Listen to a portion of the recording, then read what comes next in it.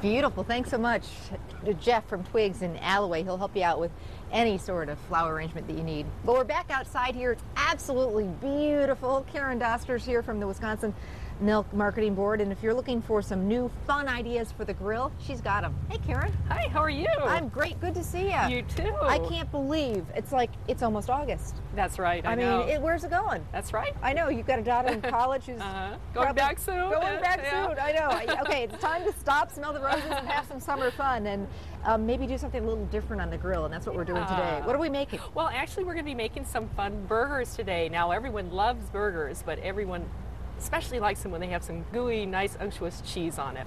And so we're going to make some special burgers today using Wisconsin cheese that are a little bit different. So the one that we're going to start with today is a chimichurri burger with Wisconsin Gouda cheese. Sounds so good. It's like a blend of Argentina, which is the chimichurri sauce. It's kind of almost like a pesto sauce, but for Argentina. It has some parsley, olive oil, garlic, red pepper flakes, kind of a spicy sauce. I love it, actually. Sometimes if you go to one of the big cities, they have these Argentinian steakhouses where they have those they bring these big slabs of meat to your table and they carve it tableside, and they serve this kind of a parsley, garlicky and that's the chimichurri sauce. Yeah, it's just delicious. It's perfect. And then the Gouda cheese is sort of a Dutch thing, so they have a little bit different kind of influence in there. Yum. Okay, so what we're going to actually start is our chimichurri sauce. Okay. So you want to take a food processor, and you're going to start. I'm going to take a couple cloves of garlic first before we do the parsley. I can get those in there. I'll make those in there. We want to get the ends off of there. So you just need you can put the whole one in there. Okay. Let the food processor do this. And then while you're doing that, I'm going to take a jalapeno pepper. Okay.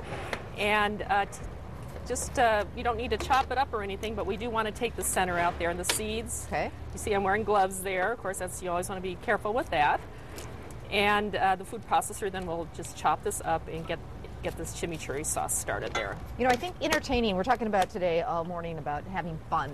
And everyone's on a budget. We're all being really careful. So burgers are fun, and new gourmet type burgers are really in. They really are, and they're you can always make them ahead of time, even the sauce. So we're going to get that started there. And then in the meantime, I'm going to take some fresh parsley. Okay. And we're going to take about 3/4 cup of parsley leaves. Okay. You don't even need to chop this either because you have your food processor there. Do the work for you. Yeah, maybe a little bit more there. I like to use the Italian parsley. I think it has a little bit more flavor. Sounds delicious. Okay, and then we're going to add that. You bet. And get that all chopped up. And then I have my other ingredients that we'll be adding once that's all minced together there. Okay. That looks good. Good. Okay, then we're going to add, Amy, 1/2 cup of olive oil. Okay. Okay, really key to a chimichurri sauce is some vinegar. I have some red wine vinegar, about 2 tablespoons of that. So a real healthy sauce, really. And about 1/4 teaspoon of salt. Okay. And that's all we're going to put in right now. Okay. And then we're going to add that and mix that all together till it's nice and well blended. Smells just amazing. I love this sauce on steaks. I do it on steaks all the time. Yeah, it's perfect for marinating meats as a sauce. It's a side sauce. It has a lot of great flavor to it. Ooh, and then we're going to take that and pour it into a bowl here. Okay. All right. And then we'll add a couple other flavors. And the reason we're making this first is also we're adding some to the ground beef. Ooh, to flavor which will that add up. some flavor, right? Okay. Okay. So we're going to add then, this is 1.5 teaspoons of dried oregano. Okay. Okay. And that adds some unique flavor to it.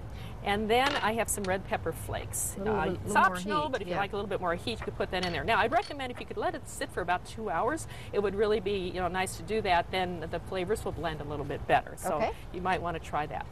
Okay, now to the hamburgers. Okay. All right, I have 1.5 pounds of ground beef here, and we're going to take 3 tablespoons of this chimichurri sauce. So you're actually adding some of this great flavor into the hamburgers themselves. Okay.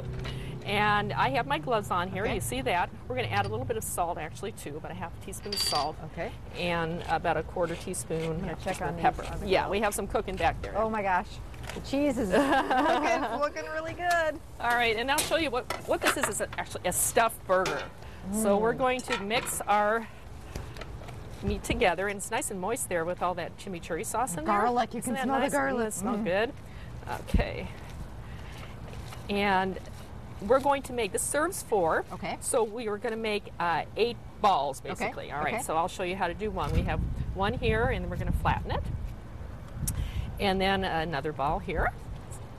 Flatten it about 5 inches approximately in diameter. Okay. Then we have some Wisconsin Gouda cheese, I can which put that is on there. a buttery type of cheese that really pairs well with the flavors in here. So you want to put the cubes? Yeah, the cubes on there. Okay, a couple of those. Yes. Now, something to keep in mind when you're trying to melt cheese on any kind of cheeseburger, whether it's on top or inside, it's good to have it in small pieces or shredded or thin slices, and it will then melt a lot easier. I went overboard on that one. There you go. Okay. That's fine Okay, there. And okay. what we're going to do is put them together like this.